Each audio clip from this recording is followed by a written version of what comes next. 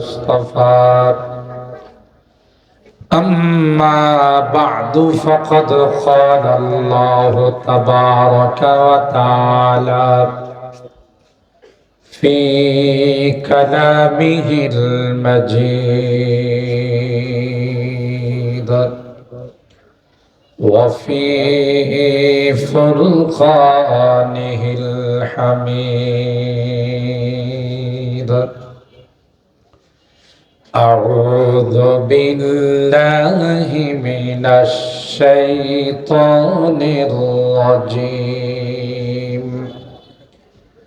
بسم الله الرحمن الرحيم. এই সাউন্ড কমাইছো কেন? سبحان الذي أسرى بعبده ليلا من المسجد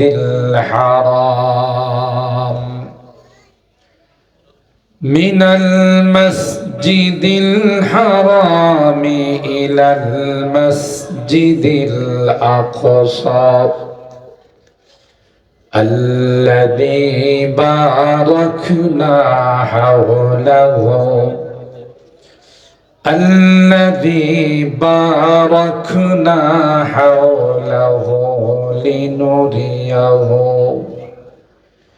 لنريه من آياتنا إنه هو السميع البصير.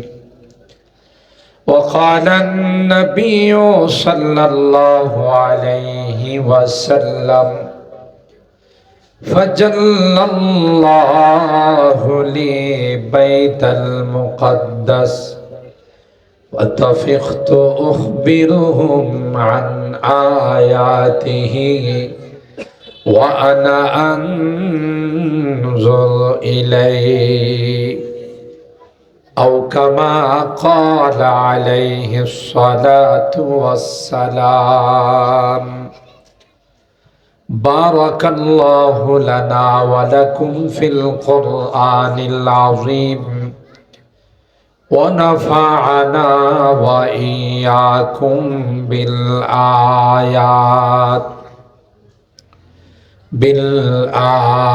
بالآيات والذكر الحكيم. صدق الله العظيم وصدق رسوله النبي الكريم ونحن على ذلك لمن الشاهدين والشاكرين والحمد لله رب العالمين. সকলেই দুরূদ শরীফ পড়ি। আল্লাহুম্মা সাল্লি আলা মুহাম্মাদিন ওয়া আলা আলি মুহাম্মাদ كما صليت على إبراهيم وعلى آل إبراهيم إنك حميد مجيد. اللهم بارك على محمد وعلى آل محمد كما باركت على إبراهيم وعلى آل إبراهيم إنك حميد مجيد. الحمد لله ثم الحمد لله.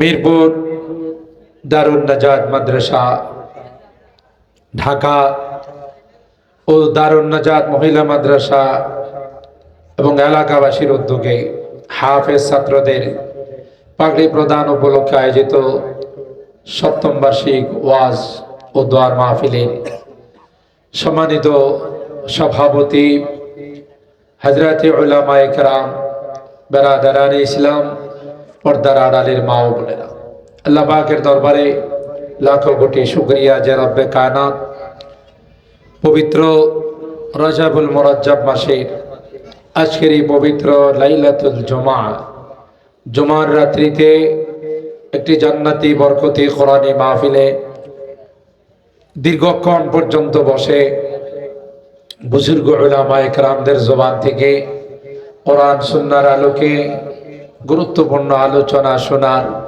তৌফিক দান করেছেন। এই জন্য অন্তরের অন্তঃস্থল থেকে কালিমাতুশ শুকর আদায় করি, দূরে সুরে বলি আলহামদুলিল্লাহ। আর একটু জোরে বলি আলহামদুলিল্লাহ। সম্মানিত সুধী, মাদ্রাসার নাম দারুন নাজাত। এটা আরবি শব্দ।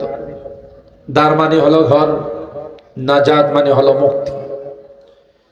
এই মাদ্রাসার নাম আমাদেরকে জানান দিচ্ছে যে এই মাদ্রাসার সাথে যারা সম্পর্ক রাখবে, সন্তান দিয়ে, আর্থিকভাবে পরামর্শ দিয়ে, আল্লাহ জাল্লা জালালুহু আম্মা নাবালুহু তাদের জন্য জাহান্নাম থেকে মুক্তির ফয়সালা করবে। সুবহানাল্লাহ। যেহেতু নাম হলো দারুন নাজাত, নাজাতের ঘর, আর বাস্তবতা হলো তাই। আল্লাহ পাক রব্বুল আলামিন পৃথিবীতে যত আসমানি কিতাব নাজিল করেছেন তার মধ্যে সবচাইতে দামি কিতাব হলো আল কোরআন। কোন আসমানি কিতাবের হিফাজতের দায়িত্ব আল্লাহ নেন নাই। এজন্য গোটা বিশ্বে কোথাও অরিজিনাল তাওরাত খুঁজে পাবেন না, অরিজিনাল বাইবেল খুঁজে পাবেন না, জবুর খুঁজে পাবেন না। একজন হাফেজও তালাশ করে পাওয়া যাবে। একমাত্র, কেবলমাত্র, শুধুমাত্র কোরআনে কারীমের হিফাজতের দায়িত্ব স্বয়ং আল্লাহ নিয়েছে। সূরা আল হিজর আয়াত নাম্বার 9 আল্লাহ তাআলা ঘোষণা দেন, ইন্না নাহনু নাযালনা যিকরা ওয়া ইন্না লাহু লাহাফিজুন। আমি কোরআনে কারীমকে নাজিল করেছি এবং কোরআনে কারীমের সংরক্ষণের দায়িত্ব আমি আল্লাহ নিলাম। সুবহানাল্লাহ। আর এমন ভাবে আল্লাহ এই দায়িত্ব নিয়েছেন, কোরআনে কারীমের অক্ষরগুলো মুখস্থ করার জন্যে গোটা বিশ্বে অগণিত অসংখ্য কোরআনের মাদ্রাসা কায়েম করে দিয়েছেন। যেই মাদ্রাসার মাধ্যমে কচিকাঁচা ছোট ছোট বাচ্চাদের সিনার মধ্যে 30 পারা কোরআনকে আল্লাহ সংরক্ষণ করে দিয়েছে। গোটা বিশ্বে থেকে যদি কোরআনের কপিগুলো, কোরআনের নুসখাগুলো যদি বিলুপ্ত হয়ে যায়, পুনরায় 1 সেকেন্ডের মধ্যে আবার কোরআনে কারীম পৃথিবীতে জিন্দা হয়ে যায় সিনার মধ্যে। এমন ভাবে আল্লাহ কোরআনে কারীমকে সংরক্ষণ করেছেন। পৃথিবীর কোনো নামি দামি মেশিন দিয়ে যদি তালাশ করা হয়, একটা অক্ষর কেউ খুঁজে পাওয়া যাবে না। তাই আল্লাহর এই কালামের সঙ্গে যাদেরই সম্পর্ক হয়ে যাবে, যাদেরই টাচ লেগে যাবে, তারা এই দামি হয়ে যাবে। আর তাই হয়েছে। পৃথিবীর মধ্যে সবচাইতে দামি শহর মক্কা মদিনা। কেন? মক্কা আর মদিনাতে কোরআনে কারীমকে আল্লাহ অবতীর্ণ করেছে। সবচাইতে দামি উম্মত উম্মতে মুহাম্মদী আমরা, কারণ আমাদের উপরে আল্লাহ কোরআনে কারীম নাজিল করেছে। সবচাইতে দামি মাস রমাদানুল মুবারক। কেন? এই মাসে আল্লাহ কোরআনে কারীম নাজিল করেছেন। সবচাইতে দামি রাত লাইলাতুল কদর। কেন? এই রাত্রি আল্লাহ কোরআনে কারীমকে নাজিল করেছেন। যেই দিক দিয়ে কোরআনের সাথে তার সম্পৃক্ততা হয়ে যায়, স্পর্শে চলে আসে, সেই বস্তুকে, সেই ব্যক্তিকে, সেই কাল আর জামানাকে আল্লাহ তাআলা দামি বানিয়ে দেন। সম্মানিত সুধী, এই কোরআনে কারীমের সংরক্ষণের দায়িত্ব যেহেতু আল্লাহ নিয়েছে, 1500 বছর হয়ে গেছে কোরআনে কারীম আল্লাহ নাজিল করেছেন।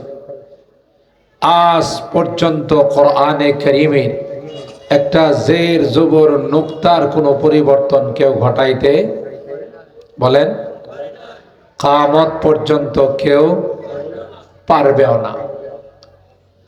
যত ষড়যন্ত্র কোরআনের বিরুদ্ধে হয়েছে হবে, কোন ষড়যন্ত্রই কোরআনে কারীমের আওয়াজকে স্তব্ধ করতে পারবে না, পারে নাই, পারবেও না। কারণ যেই গ্রন্থের, যে কালামের দায়িত্ব স্বয়ং আল্লাহ নিয়েছেন, কাহারও শক্তি নেই এর বিরুদ্ধে দাঁড়ানো। যারা দাঁড়াবে তাদেরকে আল্লাহ মুহূর্তের মধ্যে তছনছ করে দিবেন। কথা বলেন ঠিক কিনা? ইতিহাস তাই বলে। কোরআনে কারীমেও আল্লাহ তাআলা তাই ডিক্লেয়ার দিয়েছেন, ইউরিদুনা লিইউতফিউ নূরাল্লাহি বিআফওয়াহিহিম ওয়াল্লাহু মুতিম্মু নূরিহি ওয়ালাউ কারিহাল কাফিরুন। সারা বিশ্বের মানুষ, কোরআনের দুশমনরা, ইসলামের দুশমনরা চেষ্টা করেছে আল্লাহর এই লাইটকে অফ করে দেওয়ার জন্যে। আল্লাহ বলেন পারে নাই। আল্লাহু মুতিম্মু নূরিহি, আল্লাহ তার এই লাইটকে পরিপূর্ণ করবেন, এটাই আল্লাহর ওয়াদা। তাই কেউ পারে নাই, পারবেও না। যারাই করতে গেছে তারাই চিরতরে বিলুপ্ত হয়ে গেছে। ঠিক কিনা বলেন? দামি হয়ে গেছে যারা এর সঙ্গে সম্পর্ক রাখছে, হোক না সে হাবশি গোলাম, হোক না সে সালমানে ফার্সি, সোহাইব, আম্মার, গরিব সাহাবি। কিন্তু কোরআনের সংস্রবে আসার সাথে সাথে আল্লাহ এত দামি বানাইছেন, এত দামি বানাইছেন, দুনিয়া থাকতেই জান্নাতের সুসংবাদ পেয়ে গেছে।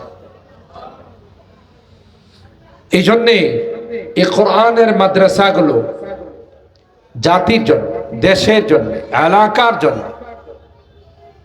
অনেক বড় এক বরকতের কারণ, রক্ষা কবচ। এই কোরআনের মাদ্রাসাগুলো আছে বলেই আল্লাহ আমাদেরকে হেফাজত করতেছেন। বিপদ আপদ, বালা মুসিবত, দুর্যোগ, এগুলো থেকে জাতিকে আল্লাহ হেফাজত করতেছেন কোরআনে কারীমের বরকত।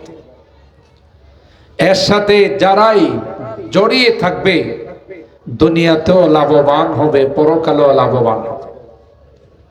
কবরে রাখার সাথে সাথে হাদিস বলে কোরআনে কারীম আমার আপনার মাথার উপর বন্ধু হয়ে বসে যাবে আর বলবে, দোস্ত আমি তোমার সেই কালাম, সেই কোরআন রাত জাগ্রত থেকে কনকনে শীতের মধ্যে বসে, তোমরা ঢাকার মানুষ, এভিনিউ 5-এর মানুষ, ব্যবসা বাণিজ্যে সারাটা দিন ব্যস্ততার মধ্যে অতিবাহিত হয়েছে, তারপরও আমার মহব্বত আর ভালোবাসায় তোমাদেরকে বিছনায় শোয়াইতে পারে নাই, শীত তোমাদেরকে ফিরাইতে পারে নাই।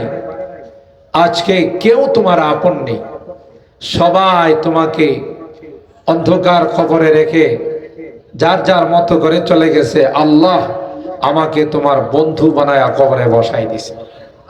সুবহানাল্লাহ। আমি তোমার সঙ্গে আছি যতদিন পর্যন্ত আল্লাহর জান্নাতে না পৌঁছাবো, ততক্ষণ পর্যন্ত তোমার সঙ্গ ছেড়ে যাব না।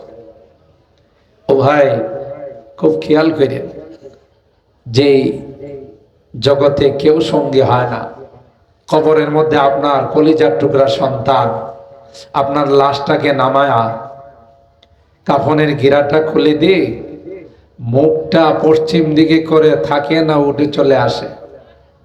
বলেন, থাকে? কারো সন্তান কবরে থাকে, কাহারো বন্ধু, কাহারো ভাই বেরাদার, আত্মীয় স্বজন, কেউ থাকে না, সবাই একাইকে রেখে চলে আসে। এই সময়ে একজন বন্ধু যদি আল্লাহ কবরে বসায় দেন, তাহলে সে কত বড় ভাগ্যবান। আল্লাহ বলেন, তোমার কোনো টেনশন নাই, আমি আল্লাহ তোমার সঙ্গী হিসাবে কোরআনকে বন্ধু বানাই দিলাম। সুবহানাল্লাহ। এই জন্য ভাই, আপনারা যারা এখানে বসা আছেন কোরআনের মহব্বত নিয়ে, কোরআনের ভালোবাসা নিয়ে বসা আছেন, ইনশাআল্লাহ আমাদের কবরেও আল্লাহর কালাম আমাদের কবরের সঙ্গী হয়ে যাবে। বলেন সুবহানাল্লাহ। এটা আমি ভূমিকার মধ্যে দুইটা কথা বললাম। মূলত আমি আয়াত তিলাওয়াত করেছি কোরআনুল কারীমের সূরা বনী ইসরাঈলের প্রথম আয়াত। ছোট্ট একখানা হাদিস মুসলিম শরীফের একখানা হাদিস পাঠ করেছি। মাসটা হলো রজব মাস। আজকে রজব মাসের 8 তারিখ দিবাগত রাত, 9 তারিখের রাত, রাত্রটা আবার জুমার রাত। সব দিক থেকে এতটাই গুরুত্বপূর্ণ আজকের এই মাহফিল। আমরা যদি আখিরি মোনাজাত পর্যন্ত একটু কষ্ট করে সময় দিতে পারি, হতে পারে এই মাহফিল আমাদের জন্য নাজাতের ওসিলা হয়ে যাবে। সুবহানাল্লাহ, নাজাতের ওসিলা হয়ে যাবে এই মাহফিল। কেন? সব দিক থেকেই আজকের মাহফিলের গুরুত্ব অনেক বেশি। রাত্র বরকতি, মাস বরকতি। চারজন হাফেজে কোরআনের মাথায় পাগড়ি দেওয়া হয়েছে। এই হাফেজরা একা জান্নাতে যাবে না। সুবহানাল্লাহ। আল্লাহ হাফেজকে ডেকে বলবেন, ইকরা ওয়ারতাকি ওয়ারাতিল কামা কুনতা তুরাতিলু ফিদ দুনিয়া ফাইন্না মানজিলাকা ইনদা আখিরি আয়াতিন তাকরাউহা। হাফেজকে ডেকে বলবেন, হাফেজ আয় এক একটা আয়াত তেলাওয়াত কর। আমি আল্লাহ তোর জন্য 6666 তলা টাওয়ার বানাই রাখছি। এ হাফেজ, বিশ্বকে তাক লাগাইয়া বাংলাদেশের মান সম্মানকে উজ্জ্বল করেছিলি। বাংলাদেশের লাল সবুজের পতাকা তুমি উড্ডীন করেছিলে। তোমাকে সম্মান দিতে জানে নাই, তোমাকে অভ্যর্থনা দিতে জানে নাই। কি দিবে? কারণ এটা হলো আমার কালাম। আমি তোমার জন্য এত সুন্দর টাওয়ার আল্লাহ কয় তোমার জন্য রেডি করে রাখছি। এক একটা আয়াত তিলাওয়াত করো আর এক এক তলার দিকে তুমি উঠতে থাকো। হাফেজ বলবেন, না না এ মালিক, যে এলাকায় লেখাপড়া করেছিলাম আল্লাহ, এই এভিনিউ 5 এর মানুষগুলো আমাদের প্রাণপ্রিয় প্রতিষ্ঠান দারুন নাজাত, এই মাদ্রাসাকে এত ভালোবাসতো রে। রাত 12টা হয়ে গেছে, 11:15 হয়ে গেছে। মাদ্রাসার জন্য যখন তাদের কাছে কিছু বলা হলো, মুক্ত হস্তে উদার হস্তে তারা মাদ্রাসার জন্য দান করেছে। আজকে গুনার কারণে বাম কাতারে দাঁড়িয়ে আছে। এ মালিক, যতক্ষণ পর্যন্ত তাদের জান্নাতের ফয়সালা না হবে ততক্ষণ পর্যন্ত তোমার জান্নাতের মেহমান হব না। पारा जिसकी लहन से तूरे खुदा होने को है, पारा जिसकी लहन से तूरे खुदा होने को है, कुह जिससे खाशियान मुतसद्दिआन होने को है। कवि डाक दिया कोई जी कुरान के अल्लाह पहाड़ের কাছে পেশ করেছিলেন, এ পাহাড় আমার কালাম যদি বহন করো তাইলে তোমার জন্য জান্নাতের ব্যবস্থা আছে, আর যদি কালামের হক আদায় না করতে পারো শাস্তির কিন্তু ব্যবস্থা আছে। পাহাড় কয় আল্লাহ এই কোরআনের ওজন বহন করার ক্ষমতা আমার নাই। 7 আসমানকে বললেন, রে আসমান কালাম বহন করবানি। আসমান কয় আল্লাহ তোমার এই কালামের ওজন বহন করার ক্ষমতা আমাদের নাই। জমিন অস্বীকৃতি জানাইলো। আল্লাহ আমাদেরকে ডাক দিয়া কয় কোরআনে কারীম বহন করবানি, নিবানি। আমরা সাথে সাথে বললাম হ্যাঁ, আমরা নেওয়ার জন্য রেডি হয়ে গেলাম। আল্লাহ ডাক দিয়া কয় জালেম, এ জালেমের দল, আসমান রাজি হয় না, জমিন রাজি হয় নাই, পাহাড় পর্বত রাজি হয় নাই, 3.5 হাত বডির মালিক তোমরা কি করে রাজি হলে? এই জন্য মোহাব্বতের 2টা গালি দিছে। আল্লাহ ডাক দেয়া কয় ওয়াকানাল ইনসানু যালুমান ইন্নাহু কানা যালুমান জাহুলা। তোরা তো জালেম, তোরা তো মূর্খ। আমরা বললাম মালিক আমরা ভালো করে জানি তোমার কালাম বহন করার মতো ক্ষমতা আমাদের নাই, কিন্তু এও জানি রে আমরা যদি স্বীকার করি, আমরা যদি রাজি হই, তুমি আসমান থেকে কুদরতি হাত দিয়া ধরে রাখবে। ভাগ্যবান উম্মতে মুহাম্মদী, সবচেয়ে সেরা আসমানি কিতাব আল্লাহ আমাদেরকে দান করেছেন। সুবহানাল্লাহ, যা অন্য কোন উম্মতকে আল্লাহ দেন না। হাদিসের মধ্যে আসে গুনার কারণে যখন আল্লাহর বান্দা জাহান্নামের আসামি হয়ে যাবে, আল্লাহর আদালতের আসামি হয়ে যখন দাঁড়াবে, দুনিয়ার আদালতে আসামি হলে ব্যারিস্টারের দরকার হয় না? হয় না? উকিল মুখতারের প্রয়োজন হয় কেন? আদালতে গিয়ে মুখ করে ওকালতি করে মহামান্য আদালত আমার মক্কেল নির্দোষ, রাজনৈতিক প্রতিহিংসার শিকার, ষড়যন্ত্রের শিকার, আল্লাহর আদালতে যদি আসামি হয়ে যান, কে গো আমার আপনার পক্ষে সুপারিশ করবে? নবী কয় 2 জন ব্যারিস্টার 2 জন লয়ার সুপারিশের জন্য দাঁড়িয়ে যাবে। ঘুমাই গেছেন আপনারা? তো সুবহানাল্লাহ কইলে মনে হয় আল্লাহ নারাজ হয়। আরো জোরে বলেন সুবহানাল্লাহ, বলেন আল্লাহু আকবার, আরো জোরে আল্লাহু আকবার। এ মুসলমান, ইমানদার যখন আল্লাহু আকবার বলে, তাকবীর দেয়, ইমানদার যখন আল্লাহর পবিত্রতা বর্ণনা করে সুবহানাল্লাহ কয়, আল্লাহ আসমানের ফেরেশতাদের ডাক দিয়ে কয়, রাত গভীর হয়ে গেছে, দেখো আমার এই বান্দা বান্দিরা গভীর রজনী পর্যন্ত বসে মৌমাছির মতো, চাতক পাখির মতো কোরআনের আলোচনা শুনে রে মাঝে মধ্যে আওয়াজ দিয়া কি কয়? ফেরেশতারা ডাক দেয়া কয় আল্লাহ, এরা আওয়াজ দিয়ে কয় তুমি নাকি পবিত্র। আর কি বলে? আর তোমার তাকবীরের আওয়াজ দেয়, জোরে সুরে বলে আল্লাহু আকবার, আর জোরে বলেন আল্লাহু আকবার।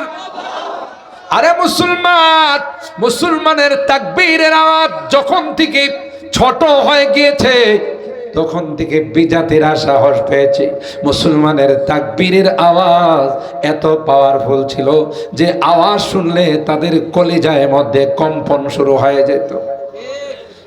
কথা বলেন ঠিক কিনা?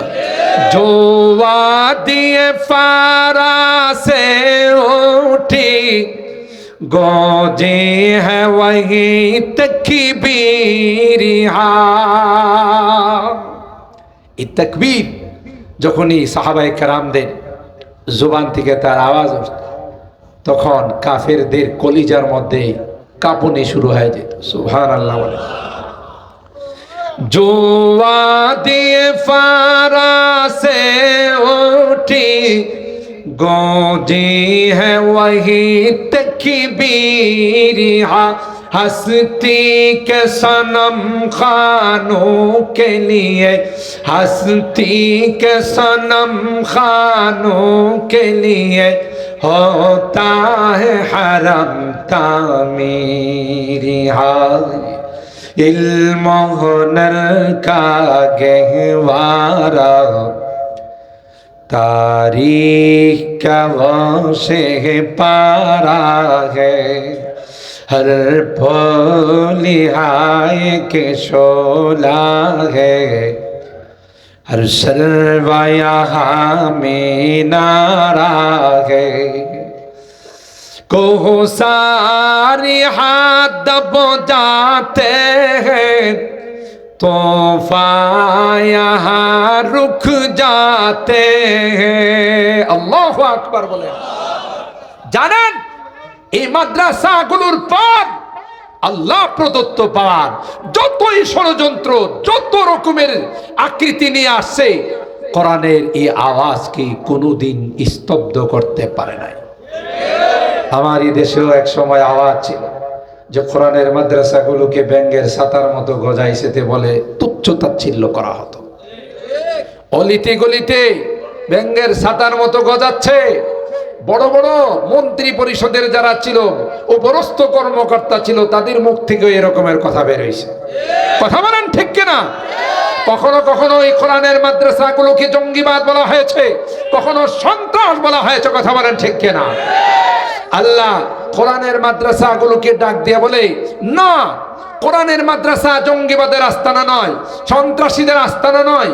যারা এগুলোকে জঙ্গিবাদ বলে তুচ্ছ তাচ্ছিল্য করে বিদায় করতে চেয়েছিল, আল্লাহ বলেন এখন তারাই বিদায় হয়ে গেছে। বাটি চালান দিয়ে তাদেরকে পাওয়া যাবে না। কথা বলেন ঠিক? কারণ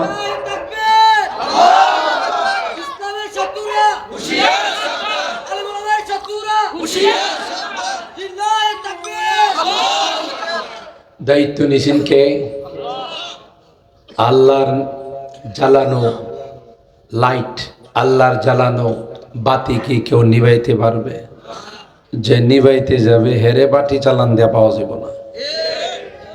যারা বলতো এখন এদেরকে লাইট মারলে পাওয়া যাব, কথা বলেন, কোরআনের সঙ্গে বেয়াদবি করেছে বলেই পরিণতি হয়েছে। কথা বলেন ঠিক কিনা? কারণ এটা আল্লাহর কালাম, ঠিক কিনা বলেন? কার কালাম?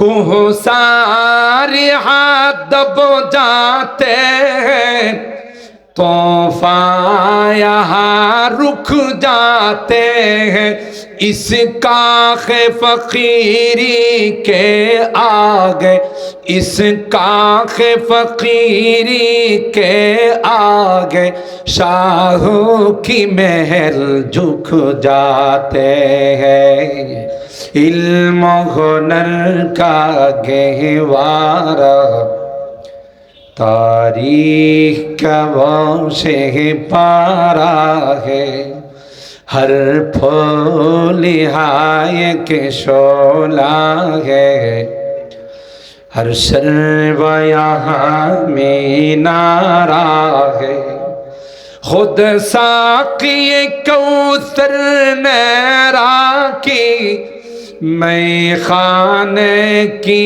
बुनियाद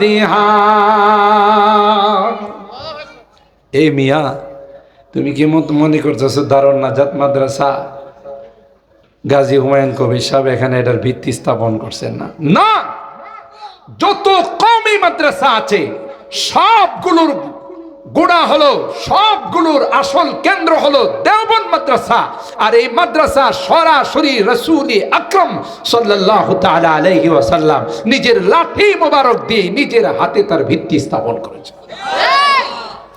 যেই মাদ্রাসার ভিত্তি সরকারে দো আলম নবী স্থাপন করে, এটা কি রানা প্লাজার মতো ধাক্কা দিয়ে ফেলে দেওয়া যাবে?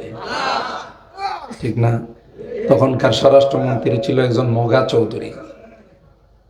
কি ছিল? মগা চৌধুরী। মগা চৌধুরীর সাংবাদিকরা জিজ্ঞাসা করছে এত বড় প্রাসাদ কেমনে পড়ে গেল? কয়েকজন পোলাবেনে ধাক্কা দিয়ে ফেলাই দিছে। কথা কয় না? কি পরিমাণ আক্কেল নিয়ে চলতো চিন্তা করেন।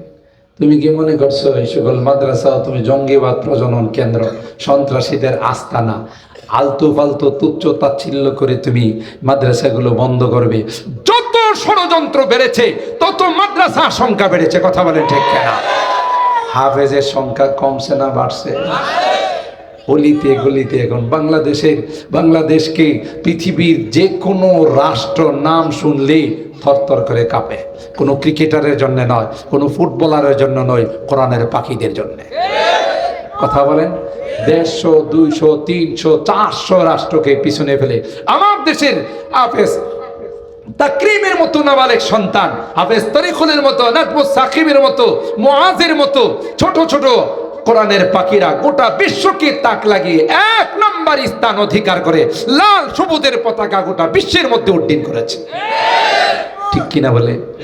তো বাংলাদেশের মান সম্মান কি দিয়ে বাড়ছে? ফুটবল দিয়ে, ক্রিকেট দিয়ে, কোরআন দিয়ে। সুবহানাল্লাহ জোরে বলেন। তুমি কি ইচ্ছা করলে এটা ফালাই দিবা মনে করছো? তুমি যে নিজে পড়ে যাবা তুমি তো কোনোদিন খেয়াল করো নাই। কথা বলেন ঠিক কিনা? কার সাথে ধাক্কা দিতে গেছো তুমি? ওখানে ধাক্কা দিয়ে যে ঠিকতে পারবো না এটা কোনো সময় চিন্তা করো নাই। কথা বলেন ঠিক কিনা?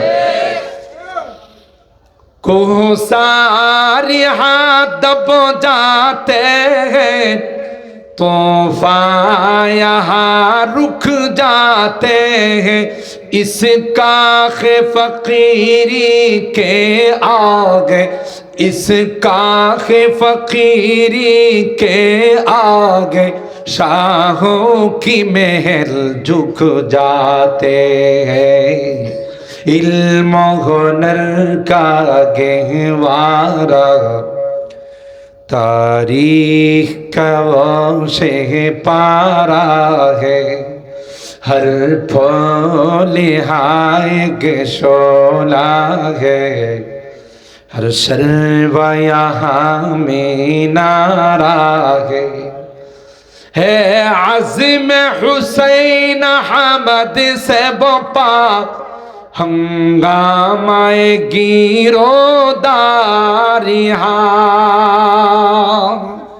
औलाद रसूल शेखुल अरब वल अजम हजरत हुसैन अहमद मदनी আমাদের আকাবের ইংরেজদের বিরুদ্ধে ময়দানে যুদ্ধ করেছে আর তাদের কাছ থেকে ভারত উপমহাদেশকে স্বাধীন করেছে আমাদের বুজুর্গানে দিন, আমাদের আকাবিরিনে মিল্লাত।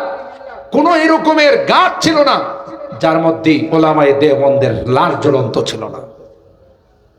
চান্দনী চক থেকে নিয়ে খাইবর পর্যন্ত গোটা জায়গাতে ওলামায়ে কেরামদের লাশ জ্বলন্ত। ইংরেজদের বিরুদ্ধে কেন তারা জিহাদ ঘোষণা করলো? তাই 200 বছর ইংরেজ বেনিয়ারা ভারত উপমহাদেশ স্বাধীন শাসন করার পর আমাদের হাতে তাদেরকে ছেড়ে পলাতে বাধ্য হয়েছে। ভারত উপমহাদেশ স্বাধীন হয়েছে বলেই পাকিস্তান হয়েছে, পাকিস্তান স্বাধীন হয়েছে বলেই পূর্ব পাকিস্তান হয়েছে, পূর্ব পাকিস্তান হয়েছে বলে স্বাধীন বাংলাদেশ হয়েছে। কাদেরকে তোমরা স্বাধীনতা বিরোধী বলো? ওলামায়ে কেরামদেরকে স্বাধীনতা বিরোধী বলো। ওলামায়ে কেরাম যদি অস্ত্র না ধরতেন তাহলে স্বাধীনতা আমাদের কপালে জুটতো না। কথা বলেন ঠিক কিনা? ও যাদের কারণে স্বাধীনতা পাইলা তাদেরকে ভুলে গেলা। স্বাধীনতার গাছের গোড়ায় যদি ওলামায়ে কেরামদের রক্ত না ঝরতো স্বাধীনতা জীবনে কোনোদিন নসিব হতো না। কথা বলেন ঠিক কিনা? হে আজিম হুসैन अहमद से बपा हंगामाए गिरोदारिहा,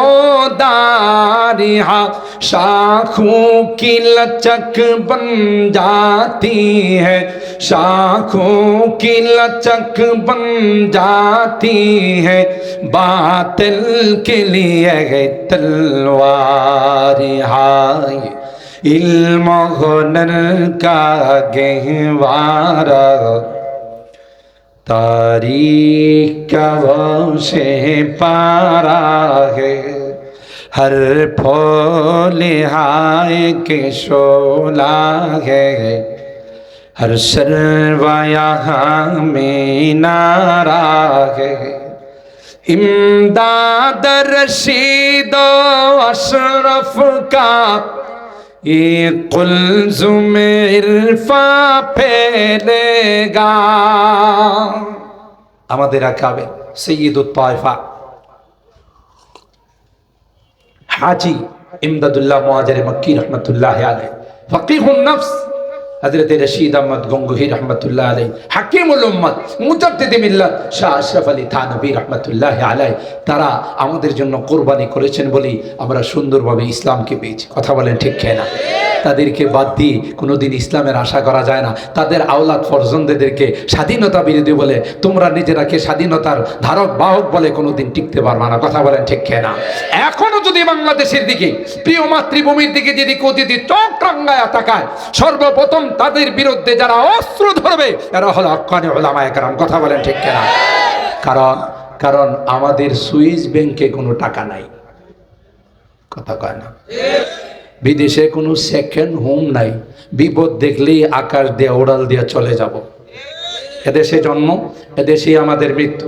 যখনই কোনো দুর্যোগ আসে সবার আগে বন্যা বলুন আর বিভিন্ন রকমের সিডর, আইলা, মহাসেন, নার্গিস বলুন, সবার আগে যারা জাতির পাশে দাঁড়ায় এরা হলো উলামায়ে কেরাম। কি মনে করছো তাদেরকে স্বাধীনতা বিরোধী বলে তুমি হেয় প্রতিপন্ন করবা? এখনো করোনার সময় তোমাদেরকে তো লাইট মেরাও পাওয়া যায় না, তোমরা গ্লাসের ভিতরে যাই ঢুকছো, কথা পায় না। নেতা খেতাদেরকে পাওয়া গেছে 5টা মাস্ক লাগাইছে, করোনা যেন কোনোভাবে হের নাকের ভিতরে ঢুকতে না পারে। এবারে নিরাপত্তা টুপি লাগাইছে, পিপিএ, হ্যান্ড গ্লাভস, একটু পরে হ্যান্ড স্যানিটাইজার দিয়ে হাত দেয়, যদি করোনা ধরা পারা এরপরে যায় গ্লাসের ভিতরে ঢুকছে। ভার্চুয়ালে কথা কয়, করোনা গ্লাসের ভিতরে যায় কয় স্যার আসসালামু আলাইকুম। কথা ঠিক না? আপনাদের মনে কষ্ট বেশি দেওয়া বেলাইতেছি না? আবার রাগ করতেছেন নি? যে মৌলবি শেষের দিকে আইসা এনে দেখো আমাদের বসায় রাখছে, দোয়াটার জন্য বসে রয়েছি, আর এনে কি ওয়াজ শুরু করে দিচ্ছে, আপনারা কইলে আমি শেষ করে দিই। রাগার মানুষ তো এমন 2টার আগে ঘুমায় না।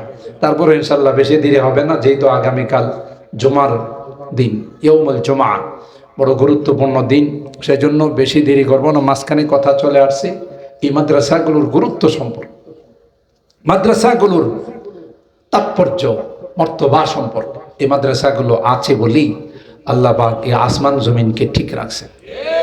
এই যে কোরআনের পাখিগুলো রাত্রি ওইটা তিলাওয়াত করে, তখন আমি আর আপনি ঘুমাই, আর ওই সময় ভূমিকম্প আসার সময় ভূমিকম্প আইসা একটু উকি দিয়ে দেখে দারুন নাজাত মাদ্রাসার ছোট ছোট সোনামণিরা পড়তেছে, ছোট ছোট কুচিকাচা বাচ্চারা কোরআন পড়তেছে, তো একটু জাগনি দিয়ে আমরা যারা ঘুমাইতেছি একটু জাগনি দিয়ে কয় সজাগ হয়, আমি কিন্তু আসছিলাম, তো চলে যাচ্ছেন কাক, ওই যে পড়তেছে, সুবহানাল্লাহ কবেন না?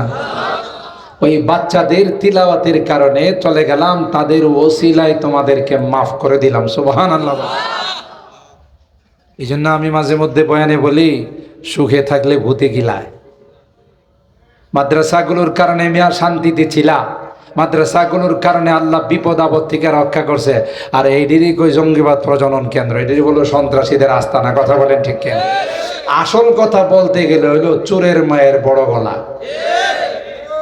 রাগ করেন না আবার কেউ দলীয় ভাবে নিয়েন না, বাস্তবতার নিরিখে বলতেছে। এদেশের একজন বিচারক আদালতের মধ্যে বলছিল, যারা ওয়াজ করে মাহফিল করে বেড়ায়, দুদকরে বলছিল যে অতি সত্বর তাদেরকে তদন্ত করেন, তদন্ত করে তাদের ইনকামের মধ্যে ট্যাক্স বসান। আচ্ছা বলুন তো দেখি, এইরকমের 1000 আলেমের লিস্টিও করছিল। আচ্ছা বলেন, যারা মাহফিল করে দিনের কিছু কথাবার্তা বলে, যেখান থেকে যা দেয় গাড়ি ভাড়া এটা নিয়ে চলে যায়, কিন্তু ওই শকুনের কুদৃষ্টি পড়ছে এখানে। শকুনের কুদৃষ্টি বোঝেন তো? শকুন কিন্তু প্রতিদিন গাছের ডালে বসে বসে শকুনের আমির সাহেব দোয়া করে, আর বাকিরা সবাই আমিন কয়। আমির সাহেব কি দোয়া করে? আল্লাহ, আজকে যদি এলাকাতে 2টা গরু মারা যায়, তাইলে আমাদের সকলের টাটকা খাবার মিলে যাবে, মেহেরবানি করে আমাদের এই আরজিটা আপনি কবুল করেন। সব শকুনরা কয় আমিন। আচ্ছা এই বদদোয়ার কারণে কি গৃহস্থের গরু মরে যায়? আর যদি শকুনের বদদোয়ায় যদি গরু মরতো, বাংলাদেশে কোনো গৃহস্থে খামারে কোনোদিন গরু পালতে পারতো? কথা কন। শকুনের দোয়ায় কি মরে না? কথা বলেন। এই বিচারকে দুদকরে বলছিল তদন্ত করার জন্য, ইনকাম ট্যাক্স বসানোর জন্য। পরবর্তীতে আমরা বুঝতে পারলাম, যখন আকাশ মেঘলা হয়ে গেছে, কথা কয় না, নিজের সবচেয়ে প্রিয় বাহনটা দিয়া যখন নদী পার হইয়া দাদাদের দেশে যাইতে চাইছিল, মাঝখানে মাঝিরা কয়, স্যার আপনার ব্যাগের মধ্যে কি? কয় কিচ্ছু না, কিছু কাপড় চোপড়। কয় একটু সেন্টটা খুলে দেখে ওরে বাবা রে বাপ, কোটি কোটি টাকা। কথা কয় না। তো টাকা কি মৌলবীদের কাছে না হের কাছে? কথা কয় না। তো নৌকার মাঝিরা কয়, স্যার কপাল আমাদের, কোনো মেহনত ছাড়া আল্লাহ এত টাকা দিয়ে দিল। কথা কয় না। সব টাকা রাখা কই নিজের প্রিয় মাতৃভূমিতে ফেরত যান, গিয়া কলা পাতাতে শুয়ে থাকেন। কথা কয় না। কিন্তু এই বেচারা 1 নাম্বার হলো কলা পাতাতে শুইছে, 2 নাম্বার হলো দাড়ি রাখছে। তারপরও বর্ডারের মানুষ সবাই কয় যে যেহেতু গনিমতের মাল পাইছে একটু বরকত নেই। কথা কয় না। সবাই গিয়ে তারে অংশগ্রহণ করছে। হাসপাতালে নেওয়ার পর ডাক্তার বলতেছে ওনার নিচের পুরো অংশের মধ্যে ইনকাম ট্যাক্স লাগানো হয়েছে। কথা কয় না। তাহলে ইনকাম ট্যাক্স কি হুজুরদের ইনকামের মধ্যে লাগছে না এর নিচের অংশের মধ্যে লাগছে? কথা কয় না। আল্লাহ দেখাই দে ওই যে হুজুরদের ইনকাম ট্যাক্স লাগান মানে আমি যে এত টাকা দুর্নীতি করতেছি এটা ঢাকার জন্য চোরের মায়ের বড় গলা। তাহলে বোঝা গেল এই দাড়ি বড় সম্মানিত জিনিস, কিন্তু রাখার সময় এখলাস থাকতে হবে, সুন্নতের নিয়তে রাখতে হবে। আত্মরক্ষার করার জন্য যদি দাড়ি রাখা হয়, এই দাড়ি রাখলেও বাঁচতে পারে না, কাটলেও বাঁচতে পারে না। কথা কয় না। এক দরবেশে কত সুন্দর দাড়ি রাখছে, সবাই মনে করছে সম্ভবত আব্দুল কাদের জিলানীর ছোট ভাই। কথা কয় না। কিন্তু যেই বিপদে পড়ছে দরবেশের দাড়ি পুরা পরিষ্কার করে ফেলাইছে। যখন আরেকটারে ধরছে এটা কয় এটারে ধরেন না, এটাই যে পাশে হয়ে রয়েছে। কথা কন ঠিক কিনা? বোঝা গেল এই দাড়ি রাখার সময় তার নিয়ত সহি ছিল না, জীবন গেলেও দাড়ি কামাইতো না।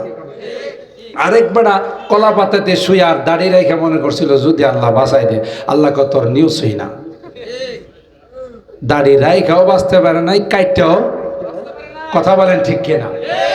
মোহতারাম হাজিরিন, বুঝতে হবে ক্ষমতার মালিককে। আরো জোরে বলেন, সর্বময় ক্ষমতার মালিককে আল্লাহ। সুতরাং কোরআনের পক্ষে যারা থাকবে দুনিয়াতেও সফল, পরকালেও সফল। কথা বলেন ঠিক কিনা? কোরআনের বিপক্ষে যারা যাবে দুনিয়াতেও তারা ক্ষতিগ্রস্ত হবে, পরকালেও তারা ক্ষতিগ্রস্ত। কথা বলেন ঠিক না? আপনি চিন্তা করতে পারেন সেই বেলাল হাবশী আবিসিনিয়ার থেকে আসছে, জাতে গোলাম, উমাইয়ার গোলাম। ইসলাম গ্রহণ করার অপরাধে উমাইয়া তাকে চাবুক মারছে।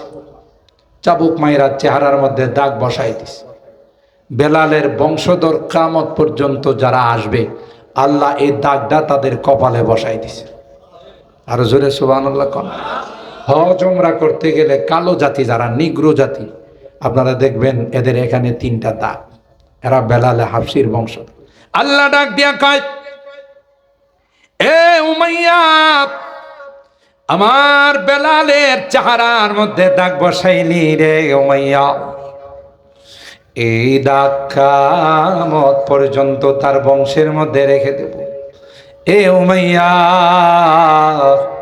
জানিস না আমার বেলালের মর্যাদা কত বেশি? সুবহানাল্লাহ। আমার বেলাল যখন আযান দেয় রে উমাইয়া, মসজিদে নববীতে আযান দেয় রে, ওই আযানের আওয়াজ আমি আল্লাহর আরশের মধ্যে যায়া ধাক্কা লাগাই।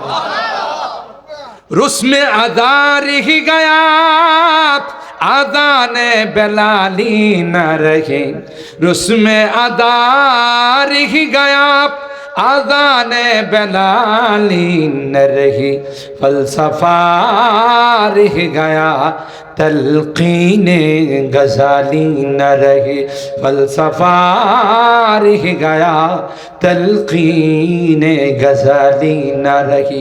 এখনো আজান হয়, ওই আজান আর কোনোদিন হবে না যেই আজানের আওয়াজ জমিন থেকে আল্লাহর আরশ পর্যন্ত ধাক্কা লাগায়।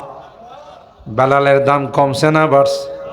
বেলালের মনিব উমাইয়া বেলালের সিনার মধ্যে দাঁড়াইয়া বেলাল রে কয়, বেলাল, ও বেলাল, এখনো সময় আছে, তুই মুহাম্মদের ধর্ম ত্যাগ কর।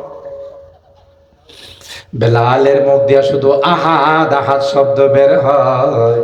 আর বেলাল উমাইয়ারে ডাক দেখই, কম বক্ত মগা, তুই বুঝবি না এই নামের মধ্যে যে কি মজা, এটা বেলাল ছাড়া অন্য কেউ বুঝবে না। अल्लाह अल्लाह क्या मजा मुर्शिद के में खाना में है, अल्लाह अल्लाह क्या मजा मुर्शिद के में खाना में है। दोनों आलम की हकीकत एक पैमाना में है, दोनों आलम की हकीकत एक ही पैमाना में में है, शमा में हिम्मत कहाँ जो तेरे परवानों में है, शमा में हिम्मत कहाँ जो तेरे परवानों में है, लुत्फ जीने में नहीं जल जल के मर जाने में है, लुत्फ जीने में नहीं जल जल के मर जाने में है, जो जलाता है किसी को खुद जलता है जरूर, जो जलाता है किसी को खुद जलता है जरूर, शमा भी जल जाता है परवाना जल जाने के बाद, शमा भी जल जाता है परवाना जल जाने के बाद। তুমি বুঝো না কুদরত শক্তি সব কার হাতে? মোমবাতি পঙ্গপালকে জ্বালায়, সে পরে কি নিজে থাকতে পারে না, নিজেও জ্বলে যায়। উমাইয়া হযরতে বেলালের সিনার মধ্যে ওইটা নাচে আর কয়, বেলাল কেমন মজা লাগে, মোহাম্মদের ধর্ম রাখবি না ছাড়বি? বেলাল কয়, জিন্দিগি গেলেও জান গেলেও ছাড়ব না। আল্লাহ হযরতে বেলালকে ডাক দেয়া কই, বেলাল, এ বেলাল, ওই দিন বেশি দূরে নয় রে বেলাল, ওই উমাইয়াকে তোর তলোয়ারের নিচে ফলাইব। সুবহানাল্লাহ। উমাইয়া কোনোদিন ভাবতে পারে নাই আমাকে বেলাল জবাই করবে। সুবহানাল্লাহ। কোন বদরের যুদ্ধে যখন উমাইয়া আবু জাহেলের সঙ্গে গেল, বুখারী শরীফ খুলে দেখুন, তখন হযরতে বেলাল ডাক দেয়া কই, ইয়া লাল আনসার, এই আনসারি ভাইরা উমাইয়ারে পাইছি। উমাইয়ার বুকের মধ্যে ওইটা বেলাল তলোয়ার চালায় আর কয়, তিলকা বি তিলকা, এখন দেখ ক্ষমতা কার হাতে। সুবহানাল্লাহ। ঠিক কিনা বলেন? এখন দেখ ক্ষমতা কার হাতে। বাহাদুরি করছিলে, দাম্ভিকতা দেখিয়েছিলে, কথা বলেন ঠিক কিনা? আবু জাহেলের মতো এত বড় এক জাদ্রিল নেতাকে দুইটা পিচ্চি দিয়ে আল্লাহ জবাই করাইছে। এটা আল্লাহর বিধান, যে যত বেশি দাম্ভিকতা করে, যে যত বেশি জুলুমবাজ হয়, তাকে তত ছোট জিনিস যে আল্লাহ সাইজ করে। কথা কি বুঝতে পারছেন? বুঝে আসছে কিছু? যে দাম্ভিকতা করতে নাই, জুলুম করতে নাই। জালিমের জুলুমের মাজলুম যখন আল্লাহর কাছে বদদুয়া করে, এই বদদুয়া আল্লাহর আরশ পর্যন্ত পৌঁছে যায়। কথা বলেন ঠিক কিনা? মুহতারাম হাজিরিন, আল্লাহ বলেন পাওয়ারের উপর পাওয়ার আছে। কথা কয় না? পাওয়ারের উপর পাওয়ার আছে। ওয়া ফাওকা কুল্লি যী ইলমিন আলিম, আল্লাহ ক্লিয়ার জানাই দিয়েছে। মুহতারাম হাজিরিন, এই জন্যে দুনিয়ার জিন্দেগিটা বড় দামি। এই জিন্দেগিতে আল্লাহকে ভোলা যাবে না। দুনিয়ার সয় সম্পদ পায়া দাম্ভিকতায় লিপ্ত হওয়া যাবে না, অহংকারে লিপ্ত হওয়া যাবে না। তোমাকে মনে করতে হবে যতই অহংকার করার, যত বাহাদুরি করো, তোমার নামে কিন্তু 3.5 হাতে বরাদ্দ, এর বেশি নাই।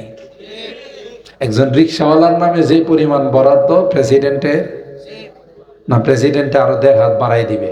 আশা প্রাইম মিনিস্টারের সব এক সমান। বাহাদুরি করে লাভ নাই।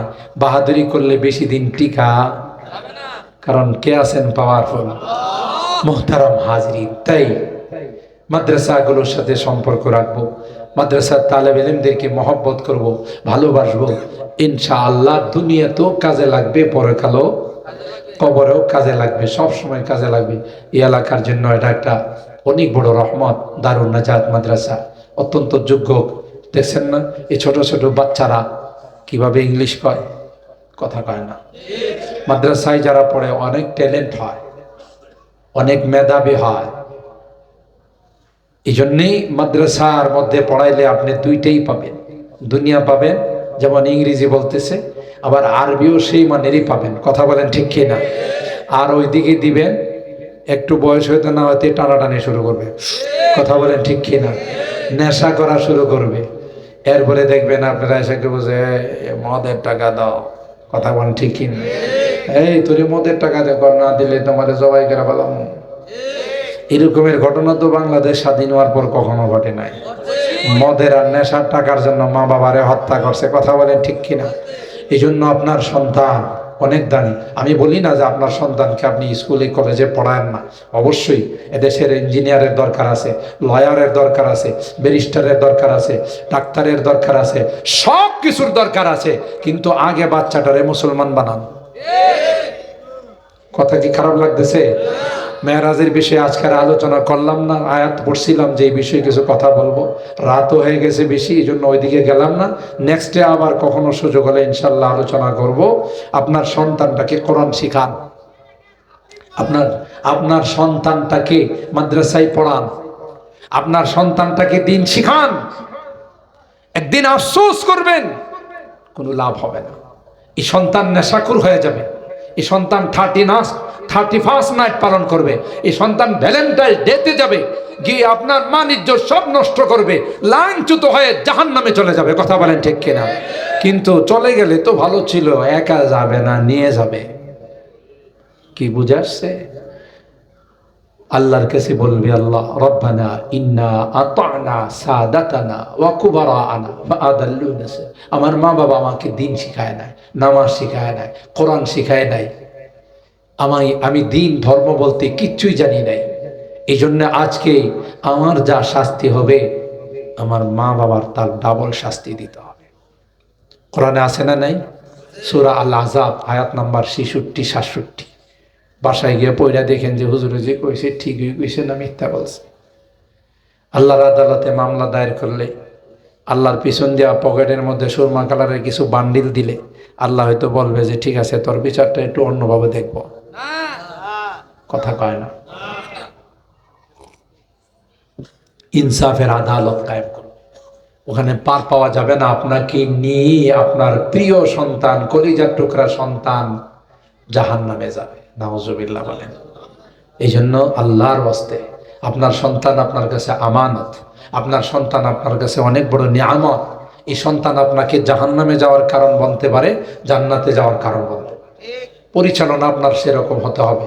আলহামদুলিল্লাহ আধুনিকভাবে সুন্দরভাবে যোগ্য প্রিন্সিপাল, যোগ্য শিক্ষক মণ্ডলীর দ্বারা এখানে এই প্রতিষ্ঠানটা খুলছে। আপনারা আপনাদের সন্তানদেরকে কোরআন পড়ান, দিন শিখান, কাজে লাগবে, ভালো হবে, দুনিয়াতেও সফল পাবেন, ফলাফল পাবেন, পরকালেও পাবেন। আমি আর সামনের দিকে বাড়াবো না, রাত 1:09 হয়ে গেছে, আখেরি মোনাজাত আছে। এই জন্য আল্লাহ তাআলা আমাদের এই মাজমাকে কবুল করুন, এই মাদ্রাসাকে কবুল করুন, এভিনিউ 5 সহ গোটা মিরপুরবাসীকে আল্লাহ কবুল করুন। আল্লাহ তাআলা সব রকমের বিপদ আপদ, বালা মুসিবতের হাত থেকে গোটা বাংলাদেশকে হেফাজত করুন।